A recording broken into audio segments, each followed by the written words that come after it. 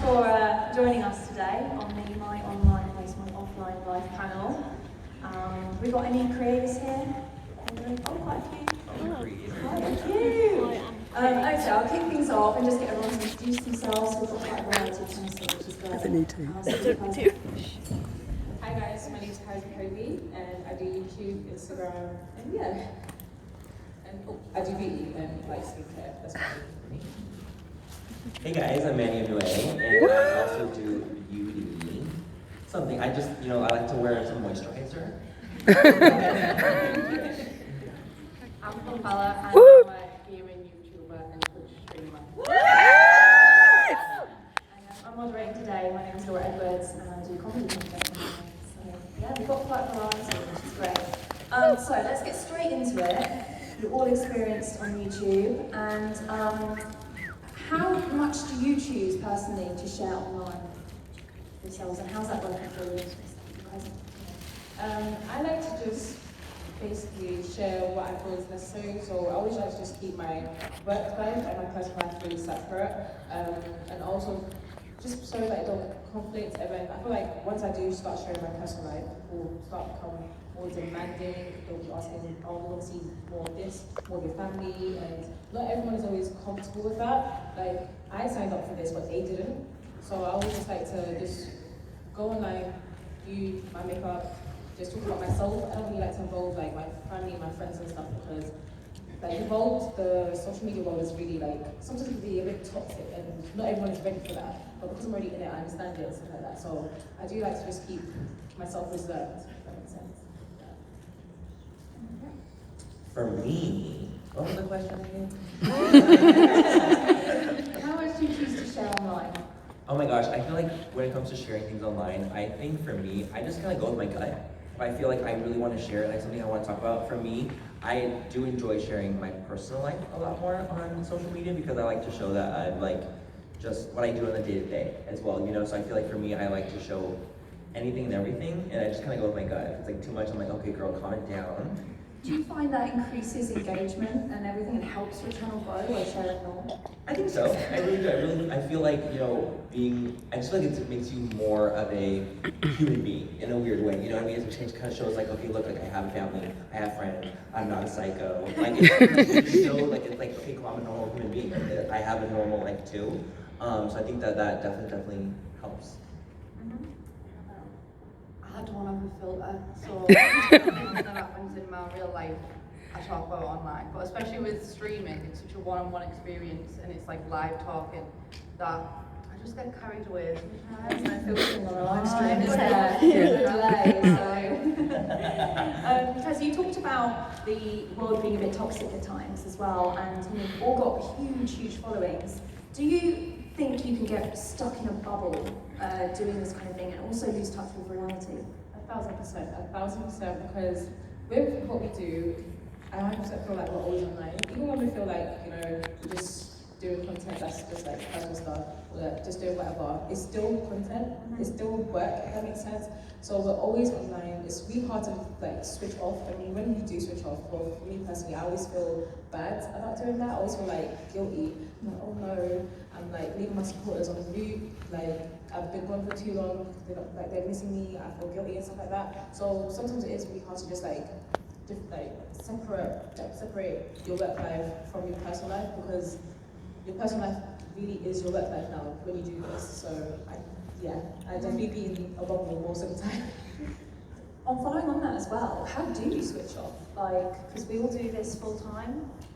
It's something I really struggle with, like even setting my own working hours. So what's everyone's advice on switching off, or do you just not? Holidays.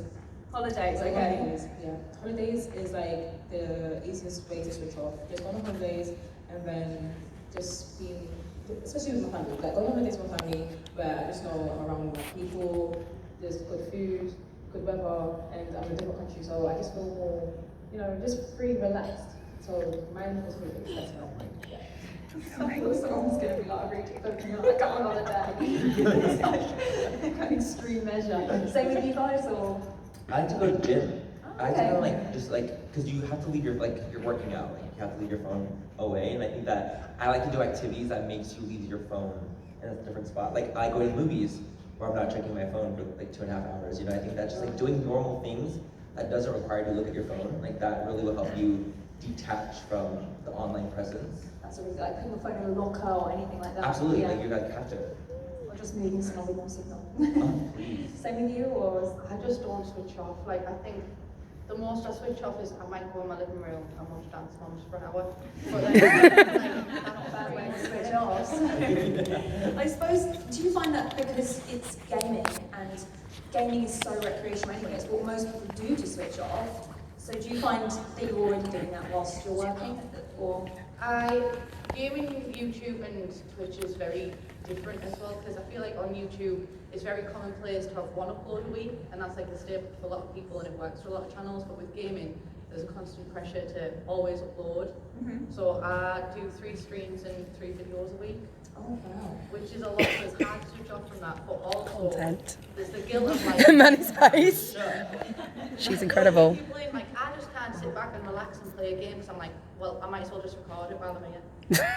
Right, okay, wow. So it's hard to like even enjoy it. Is that a stressful process? Oh no, it's not. So it is like there is a difference between gaming and relaxing. Well, yeah, because when you're gaming and you're not recording it, you just kind of sat there and you're like, tippy tapped in. Yeah. But when you're actually recording it, you've got to be like, Right, got hi you. everybody. Yeah. So it's a different kind of vibe. But you're not having choice in the screen. Yeah.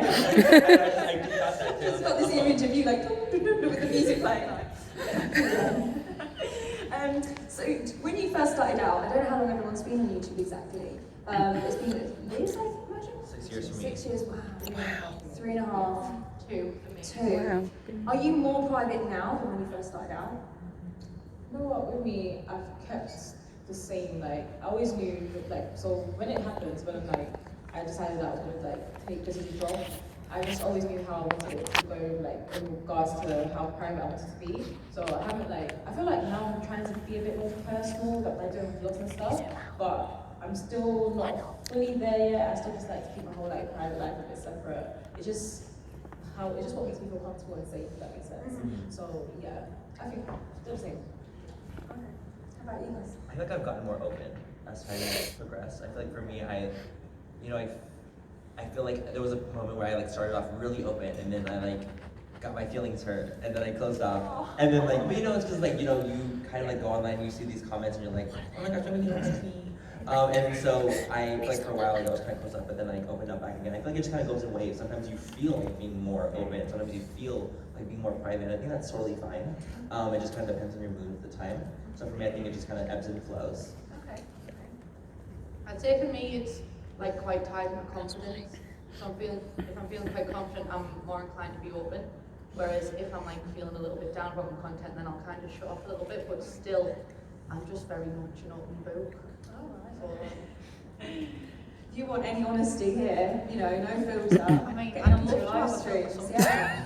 I love her accent. Yeah. Just hearing it, I'm like, just keep talking. Manny, you talked about how sometimes you have bad experiences. Is there anything that in any of your YouTube careers that you would change that's already happened now, that if you could go back, you would change?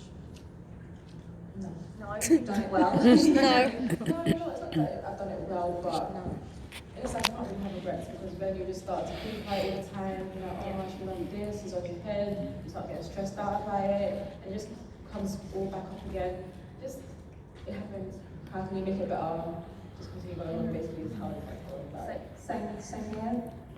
Similar thing. I agree. I feel like, you know, there's been things that have happened that have been hard for me, that I learned so many lessons, but I feel like if I didn't go through these really hard times, what I've learned is life lessons that have gotten me to this point now, and I really like where I'm at now. Well, if there was anyone in the audience starting out, is there anything you would be able to tell them about, you know, that maybe they could prevent those bad experiences? Is there anything, I mean, even something like keeping names private or certain addresses private, is there anything that you've learned from experience that you could offer them? Or like relationship statuses, even something like that? With relationship stuff, I would always say, like, so I see that this not with me, but I see with some people, like, for example, they just get into a fresh relationship and then, you know, they're excited to put it on social media. I would always say wait. First, wait, because, you know, there's always opportunists out there. There's, you know, people just want to use people out there. And then there's also, in case it goes wrong, it's in the public eye already. People are going to start thinking about it. Just be just be wary of what you put. Only put things up that you feel comfortable with. Like, if they go left, how would you feel with it? Would you be able to handle the negative, like the negativity from it? If you can, do as you please. If you can't, wait a bit. That makes sense. That's really good advice. Yeah. And nice and sort of stuff. Well, I have a habit of accidentally leaking my address. So many times. I just make sure it's just How did you do that? well, YouTube sent me my plaque. And I did like a video on it, like Meet My Baby. And then I was like, here it is, boom. And it had my address on the front. I thought you meant like during a live stream, like, hey guys, my address is. Oh, no, I haven't done that bad yet, but no. Right. Yeah, no, yeah, definitely. You don't leave your address, would you say, in the future? Yeah, definitely. Has there been any like benefits to any information that you wish you had given or not given, or any information like maybe about people like about illnesses, and it really helps a lot of people in like coming out videos and things like that. All sorts of like people show their vulnerabilities and are open. Is there anything you've done that you really have had a good experience with? Oh, yeah. I started an acne series. So last year, I don't know what happened, but before, like, I used to have like baby soft skin, I was like baby soft skin. And then I literally just woke up and just had little spots on my face, and I was like so scared because my canvas is my face. So I was like, oh my gosh, what is going on? How, like, are they gonna still like me? I don't have the skin that I used to have, and that was, I felt like the only reason why I had such a following like that was because of how clear my skin was. Because a lot of people used to say, oh, you got good skin, I like the skin, they're not coming around. So I was like, oh my gosh, my skin's not how it used to be, they're gonna hate me.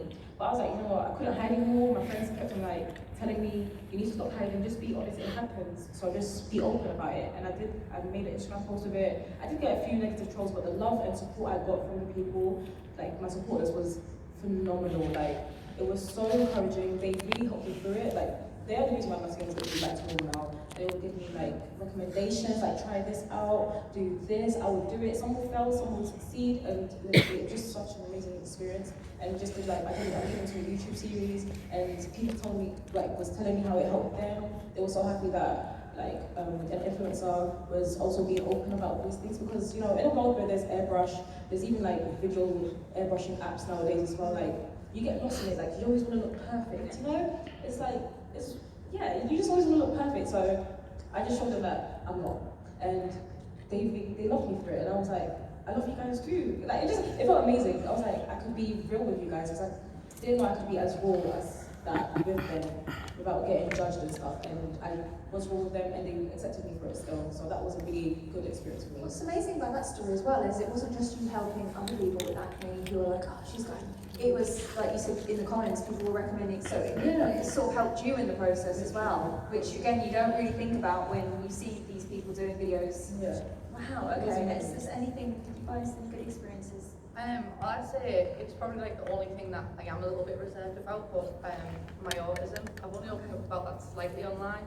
But even with like the little bit that I've opened up about it, I've had so many people being like, oh, I can't believe that you've got what I've got, and like you're doing this, and parents saying like, oh, I'm showing my kid who's got this, that they can do stuff, because you can be quite put into a box and quite limited. Yeah. When you don't have to be all the time. And So I imagine it gives people hope and faith that they can do what you do as well in gaming and all of that. That's amazing. Absolutely, and I feel like it's really important to actually even talk about mental health in general. I feel like I opened up about my anxiety, my depression, and just going through different dark times. And sometimes you feel like you can't get out of bed, and you want to stay in bed for 2 weeks straight and just not want to move. And I feel like it's really important to talk about it, because like everyone goes through ebbs and flows with their hormone imbalance and things like that. And I think it's really important to just kind of have that open discussions. I feel like it was taboo for so long, and it's like, why is this taboo? Like, everyone in a way deals with struggles, and I think it's really important to just, if you guys are out there too, like in general, like just sharing your guys' experience with other people, I think it's really important. I think what's so great about it as well with all your stories is you've got such a broad reach as well. I mean, anyone can find these videos. It's not just, they're hidden away on the internet. Someone can search, anything acne, autism, and find these videos if they're wondering, trying to work out what's going on with them. So, well done, congratulations on that. It's really, really inspirational. This might be similar to some of the bad experiences you talked about, but has your professional life ever affected your personal life?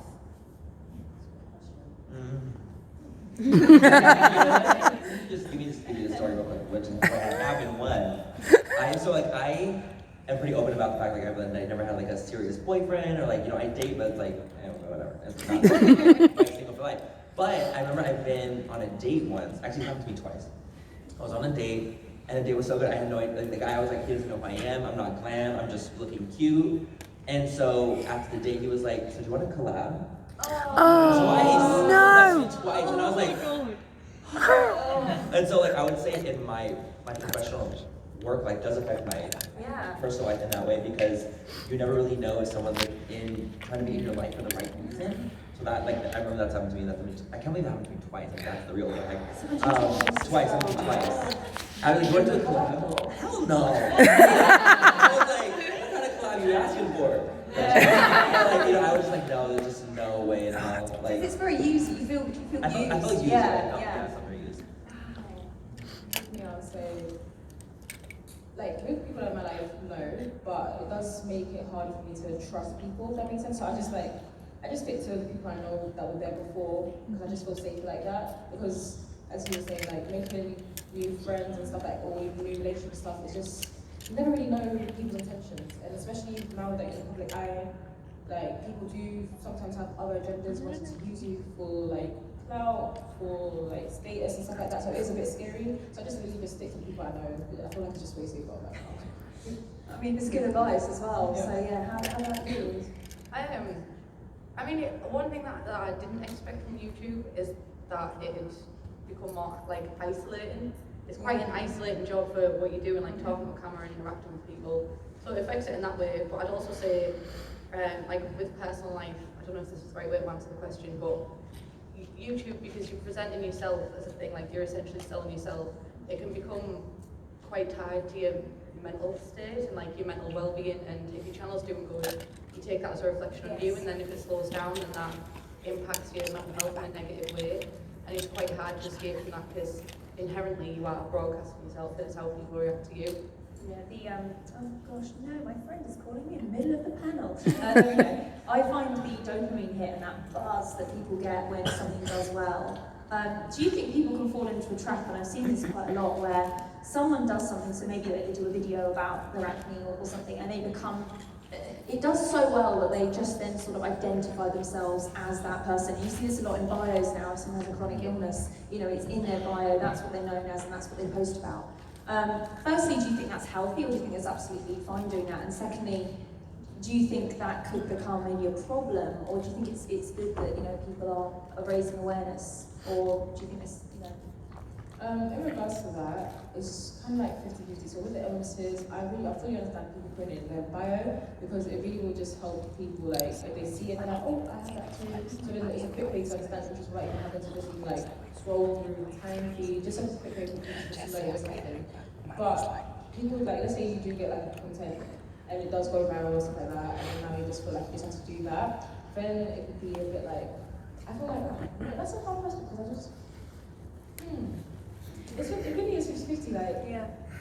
it could be good, but then sometimes just don't get consumed by it, if that makes sense. Still make content that you want to make, and not feel as if just because now that people is like, what's the word? People think that's the only thing you should do, don't just think that's what you have to do. Just do what you need to do, basically, like that. Do you feel like that with gaming? Because again, you must have days where maybe you don't want to game.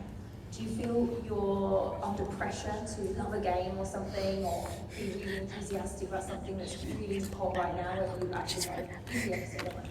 Well, I am very honest. Yeah. So if I'm playing something, like say we'll get like a new pack out or something, and if I don't enjoy it, I'll just say as I'm recording, like, can I swear?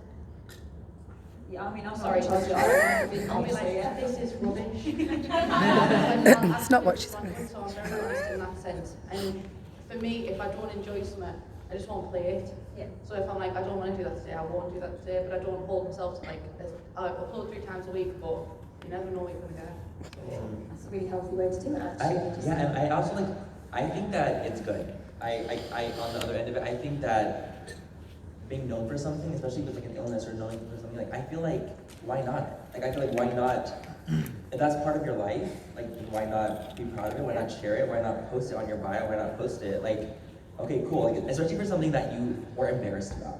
That's the real tea. If you were embarrassed about something and you became proud of it, bitch, hello, like screaming from the rooftops. I was like embarrassed about being gay my whole life until I was in my 20s. And now I'm like, I'm a queer and I wear a lash. You know, like I don't mind now. And I feel like I want to share that. And you know what I feel like same with being, it's like something pops off from something. Then like, what if in that moment you found your niche and like people love that and you love it doing it? Does anyone have TikTok here? Do you guys have TikTok? Yeah. Do you guys know who Rosa is? Like Rosa? Yeah. Hello, that bitch is like sickening. And you know, it was a funny niche that he found and I'm sure he loves doing it. And like that was his thing. And now it's a thing. So I feel like it can be a really good thing if you allow it to be. And ride with it. So say you are, you know, you do your thing and it goes viral. How do you, because you must have had big videos go big and live streams and things, how do you maintain that balance? Like, how do you maintain that balance and hold yourself back and go, I'm getting too much of a rush in these lives now, like, this is not, you know, this is not just my world. So, I know you go on holidays, is there anything else that keeps that balance of kind of taking you back into the real world? My friends. Your friends? My friends always make pictures. If I know, like, if they feel like I'm getting a bit too ahead, they're like, snap back, come back. So my friends are like a really big support system with me, and my family as well. So my friends and my family, they'll always make sure that I'm always in check and I'm not getting a bit too ahead of myself. If that makes sense, because I feel like once you get a bit ahead of yourself, things go a bit left, you know, you just start again being in your own bubble, and it's not really healthy. But yeah, so my friends are really like my helpers and things when it comes to these type of things. My family, for me. Friends or My family for sure helps me. Like I feel like you just need a good system around you. You know, I'm not saying that you need like your biological family. If you have friends, family, whoever, a team of people that are there helping, keeping you accountable. I think it's more accountability. I feel like you can start to lose yourself when like you have yes people around you. And do you find it's friends that are already on YouTube or friends that are out of that world as well? Out of that world, yeah. That's really interesting you said that. I find the same. It's like I've got to see some people that aren't in the YouTube world who are like maybe saving lives, maybe they're doctors, and it just makes me feel like,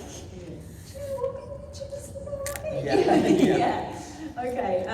Can I ask as well, what's the biggest perk you've had from your job that has affected you personally? So like something like freebies or, you know, just... Mine would be definitely being able to help out my family. Like, literally being able to help out my family in my bedroom, just by turning on the camera. It's more work than that, but like, if you just look at it like that, it's just been amazing because, you know, growing up, it wasn't like the easiest and stuff like that. So the fact that I was blessed to have the opportunity to do that, and it's just amazing. That is, I think, the biggest perk of this, just being able to help out my family. My support job really out, I'm able to help out my family as well. Just, especially at such a young age that I am. Well, I'm 22 now, but no, 22, I'm about to be 22. But when I started, I was like around 17, so it was just amazing. You started so young, I started at 17 too as well, but like, this years ago, I can't imagine starting at 17 now, it's brand new. Yeah. Wow. So yes,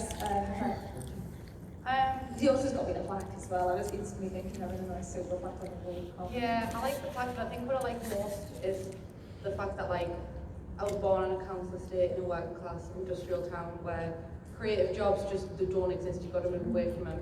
And I think I like when people watch me and I don't hide where I'm from. I'm proud of where I'm from, and showing like other young working class girls like you can make your own niche. Like to go and do your own thing. You don't have to be in this cycle. Like there's opportunities for you out there as long as you work hard for them. Completely self-starter, so you must like, do you get a lot of comments and emails about that? People saying like, I'm watching you, I want to do that. Yeah, I get loads of people being like, oh, I want to start a channel, can you help me out?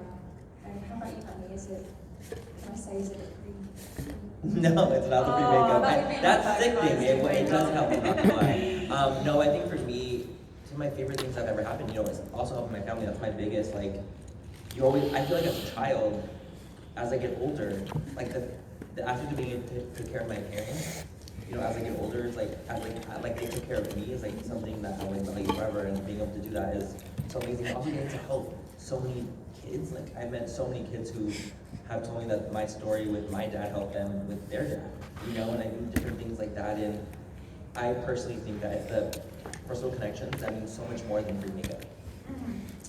Okay, can I ask you as well, we've got a variety of genres on this table, which I'm really happy about because you can all have a different answer to this. Do you think doing a particular genre on YouTube or online on TikTok makes it easier or more difficult to get that balance between your personal and private life. So, for example, gaming, you say you do live streams.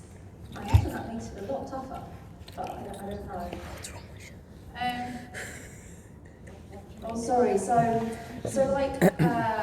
do comedy, for example, and I find it really easy not to share too much about my personal life. So even if I've got to do a brand deal, I can just kind of make it funny and do some comedy around it. So I'm actually very, very private.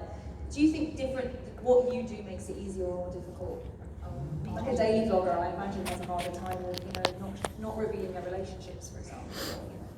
Okay, yeah, I do make comedy, so it's very easy for me to just like put the two, like differentiate the two. So yeah, I feel like it's really easy because I don't really need to talk about anything personal when doing this. Essentially, I'm just teaching people how to just like do makeup or just like about skin and stuff. I don't really have to go into the deep nitty-gritties, but people that do like vlogging, it is really hard. Because I try vlogging sometimes, like I only like vlogging when I feel more confident or more safe, if that makes sense. When I'm in a safe environment, I don't mind vlogging, but when I can't explain it, but there's just certain times I just don't want to just have my whole life out there, because vlogging is really, really personal. Like you're having a camera around you, most of the time you're around your family, your friends, and it's just you vlogging with your whole day, like what you're experiencing from day to day, you're vlogging it and putting it to the internet for them to see what your day is like. And it can get a bit too personal sometimes, so the fact that I do makeup is really easy for me, it's just like separate. Same with me. I'm a brat and I make it not so easy for myself, but it can be easy if you let it. It can be easy, and gaming, I imagine you can be quite good about gaming too, but the live streams, yeah, it's tougher. I don't know, I think people in gaming just tend to be open as well. Yeah. Like it is very, very, you tend to know the ins and outs of like a streamer or YouTuber's life and stuff. You might not know everything, but yeah, especially streaming, it's very open. Because people come in and tell you about their day, and then because it's live, they'll tell them about yours, and yeah, it's hard. Well, I say it's hard, but it's not like it's a bad thing. Like I like being so open, and I like the communication. I think as long as you're enjoying it, that's what counts. You've got to do what's right for you. And I'll finish up on this as well. For anyone who might be making content or starting out, what's one piece of practical advice you'd give them about privacy, staying safe on the internet, like how to do it, whether it could be having a stage name or a PO box or not giving this out. What's just one piece of practical advice that you've had to learn through your experience? I would definitely say being careful with, one thing that's, let's say you go out somewhere, like you go somewhere that's like, what's another good example? Like a shopping centre. You go to a shopping centre, and I would just say, don't, like, sorry guys, okay, tagging this video. Don't snap or upload when you're there exactly at that time, in case there are people, it's the internet, there's good people on the internet, but there's also the really dangerous people on the internet at the same time. So in case you never know what dangerous person's following you, don't be out here putting up that you're at this location at this exact time, because it can get really dangerous and there's creeps around. Just be safe, basically, especially, and also don't be giving out your address. If you can get PO box, get one. Like if someone DMs you like, I have this thing, be careful, unless you just get a PO box. Get a PO box. Don't snap to accident, and don't share your address back to me. She got it all. Same thing. The weird piece of advice I got, because this time when I was 17, I started working with a company, a radio station over here, and I remember them saying to me, like, don't film in your school uniform. And I was like, that's such a small detail I wouldn't even thought about. Or filming outside your house or near a street address, which is near your area. And it's all these little things that you can give away that if you're, especially if you're young, I always remember saying school uniform, and it's always stuck. But I think that's all like spot on. I think it's perfect advice. We've got about 15 minutes left, so I'm just going to throw it out if anyone has any questions. Can I just add the safety things? I would say always treat it like you've got 100 million subscribers, because it only takes one creep to be a creep. And also, if you're streaming, it doesn't matter how much someone's donated to you or how much someone's subscribed or how long they're subscribed. The second that they make you uncomfortable, just kick them out of your stream, because it's only one person's support, and you need to put your mental health first. That's really good advice. Fantastic, well done. Yes, I'll throw it out to questions. There's about 15 minutes left, so... Oh, yes. So, guys, when did you start to realise that people in your personal life who you hadn't told about your content creation started to know you professionally?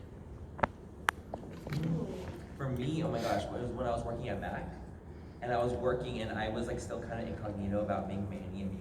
I was just like working there, and I remember like one shift I had like 10 people come up to me, and they're like, oh my gosh, like I watched you online, and I'm like, ew. What do you mean? Like, you know, I didn't realize I was like traveling in a weird way. I almost was doing it for myself, right? I was doing it myself. I was doing it because I just love doing it, creating content. I saw people online, but it didn't really click to me until like they were meeting me at my work, and I was like, oh my god, y'all are real. That he was a person. Yeah. So that's me was working in that. Yeah. I was saying mine was when my grandma would go to church all the time, and then like people in her church congregation would be like, "Oh, I just saw your daughter's, my granddaughter's video, and my daughter was watching that and stuff like that." And she'll come home like, "Oh my God, guess what?" And then she'll tell me like, "My church members are watching your videos and stuff." And I was like, "Oh my gosh, that's so cool, but that's so scary." And that's how literally. And then when people started recognizing my grandma as well, I was like, "Oh, okay, I get it." So yeah, that was fun. I'd say mine was at EA in LA, and I was with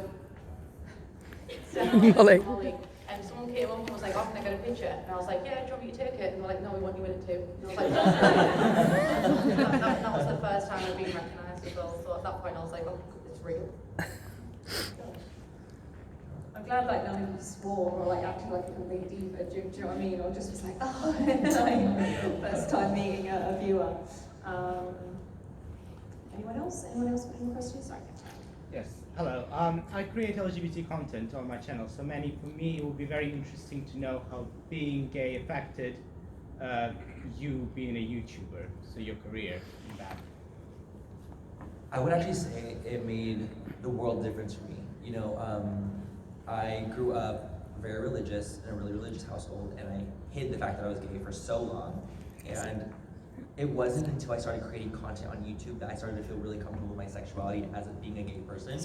So I think for me, it made the biggest impact for me, being LGBT in the community. And I wanted to create content for other LGBT kids that could watch me and just even get a reprieve from their real life, you know? And I feel like I watched content when I was younger. I would watch content and I was like, oh my god, like I'm going through it right now. I just want to watch someone else and like watch them and kind of forget.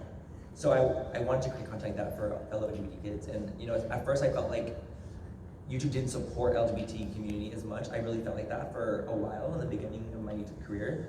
I feel like now it's gotten so much better, but like there was a while like they were demonetizing people and you know, it was a mess.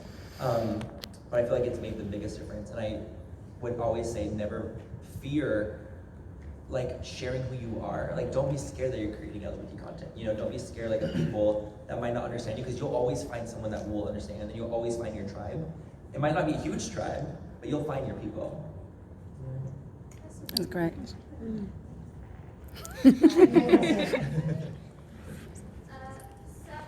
young creators start their channels, for example, with a mask or with sun covering.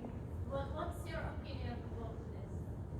Like starting channel, like not directly showing your face, showing everything, but cover it with some kind of scarf or some kind of hide your identity. I think there's people doing nowadays, but I know when I started on YouTube, there was a lot of That people was the doing it thing. with sunglasses on, and Yeah. mask on the wig, and like, I Yes, really it- didn't know that. Like, I see on TikTok those girls that are dancing and like with the mask on, and I'm like, who's this bitch? I feel like I feel like it's a kind of a clever way to be like, who are you? And like, you almost like make me coming back. I'm like, okay, did you reveal yourself? It's like the Masked Singer. I'm like, maybe I'm like, Yes. who the voice is. You know what I'm saying? So it's very that. But I think that I say just I really truly believe in being your most authentic self and showing who you are right away, because then it also filters out those of you who might not have liked you after you revealed yourself. It's like, girl, let me just show you who I am right now, because then if I like you follow me up until the point I show my face and y'all unfollow me, oh, I would scream. I would scream. So yeah, no, that's not my team. That's a fan. Guys, I think you started when you were younger, so what do you think? With me, I didn't feel like there was any need to like, I don't think there's any need to try and hide anything. If that makes sense, just literally like what was said, just be you, just show yourself, literally just show yourself. There's no point of hiding in the world, because you may be hiding on the internet, but people still gonna see your life. So if you can make it through your life every day, you can make it through the internet as well. It's a bit harder sometimes, but you'll live. So just show yourself. I don't know, tricky to do a live stream. To their gamers that don't show their face, aren't there? People can engage with it more if you show your face. Yeah. But I think like at the base of it, what you should be doing should be fun, and it should be an enjoyable experience for you. So if it doesn't make you comfortable to show all your face, don't. Like it's honestly, it's just crack. Like, and if it's not good crack, don't do it. So. Wait, what does that mean? Like. Crack in the US is not the same thing. It's just crack. I'm like, cool. Fun, yeah. Okay. Got it. Cute, love that. He's taking that home. I just wondered if any of the brands you'd work with put any pressure on you either to reveal more of yourself in their, in the work you've done with them, or else to hide elements of your personality or your life in the brands. Oh, they It's try a mood. I feel like they try it. The brands, a lot of the times for me, so like I feel like I built my audience with being my most authentic self, right? I'm gonna say what I want to say. I'm gonna do the things I want to do online, and I'm just gonna do it the way I like. And the brands I resonate the most with is the ones that are like, we want you to be you, and we want you to have fun. And we want you to say the things you want to say. When it's the brands that give me a guideline that's like, we want you to hit this bullet, this bullet, this bullet, and say it this way, and we don't want a curse word, and we want this and this, and we want it to be at the 30-second mark, and it's like, girl, we're not working together. Like, it's just not the team. And I feel like a lot of brands try to control that aspect of you, but don't ever give it away. Don't ever let a brand take complete control over you, because that's when you like start to lose yourself a little bit. Same experience with you guys, this brand script, almost giving you a script. No, that is really bad because like as you said, like literally they'll come like, you have to do this in this way, you have to look this type of way, present it that type of way. And I'm like, I'm not like that normally on my channel. You approach me knowing how I am on my channel, so you can't now try and tell me you want me to be a different way just for the content, because it's not look authentic. They already know quick, this ad, they're doing too much, it doesn't look authentic. And then that would be one way for me to be losing subscribers, losing support, because they're like, I'm not being authentic, I'm just basically just doing what I want for a check. And that is not the way to go. So yeah, just hold up with brands like that. Everyone loses in that situation, because they don't get a good video out of it, you don't enjoy it, they don't get viewers, so yeah. Similar experience? I've only done 2, so I haven't had that, like many bad experiences, but I think we're seeing a change in sponsorships and stuff now, where people are happy for you to get money, like people are like, I see those comments. But I think, like you say, if it's more authentic, then people are going to engage with it more. So. The other thing I find, and I'm not sure if you've had a similar experience, is like when you do interviews, like press interviews, is there's a lot of questions that I feel are that you wouldn't ask someone who's not a YouTuber. So it's like, how much do you earn? Money. And then they ask you about your love life, and you've deliberately chosen to keep that private online, or they ask you about your political views, and again, that's not what you specialise in. We're looking at Jess. No, it's just like, I feel like almost because we're content creators online, right? And they're like, they feel so close with us. They're like, oh, well, like, we can get away with it because you're not a real celebrity. Yes. It's like, they can feel like they can get away with it. They're like, oh, well, tell us about that one time when this thing happened, and like that one time, and like, what happened? And I'm like, I'm not gonna tell you, bitch. And I know you're trying me. So I do think that happens a lot with us. I feel like that happens a lot for creators. It's like kind of knowing the balance of when like, you don't need to answer everything everyone asks you. You don't have to answer them. Like, you can literally speak. I know it's like uncomfortable, and it took me a long time to get to that point where I'm like, I'm not gonna answer that question. And I'm doing it in a nice way, and I'm not being an asshole, but I'm like, I'm not gonna answer that. It's very that, So a lot of people prank and will say, Totally, and they'll run their mouth because they're so nervous. But I roll with them that you do not have to answer everyone's questions. So because they want the answer doesn't mean you have to give it. You can just say like something else and like twist their question into be like something else you want to answer instead. That's what I do. Yeah, Media training. I love that. I think we've got time for just one. Yeah. What's your thoughts on like cancel culture and negativity online? Like how can that affect brand partnerships and like influence image? Is this for me?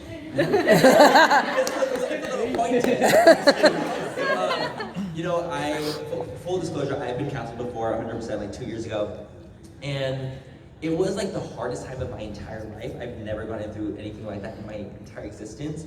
But looking back now, I wouldn't trade it. I wouldn't take it back, actually. And it's so crazy to say, because when I was going through it, I was bedridden, I was in the hospital, I was very sick, very, very sick. And looking back now, I feel like I've gotten so much stronger because of it. And I think that, going through those hard times, going through like a cancellation or something, like you always have to find the positive out of such a negative situation. You have to find your silver lining in this dark cloud, And I think for me it was refocusing what I found important. Back then I was like so Manny Mua, like, oh my God, I'm sickening, I wanted to, I lived the life for social media.